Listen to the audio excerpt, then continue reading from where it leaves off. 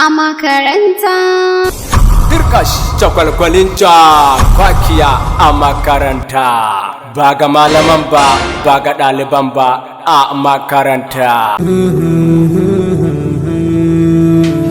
Wacce ba umi ba na ganta cikin damuwa. Baka san cewa hakan ya saba wa tarbiyyar makarantar nan ba? Duk kuɗin da kuke shirin za ku kai wa hari don ku sata. Na ɗauki abin a wayata. Na ce ka ban wannan.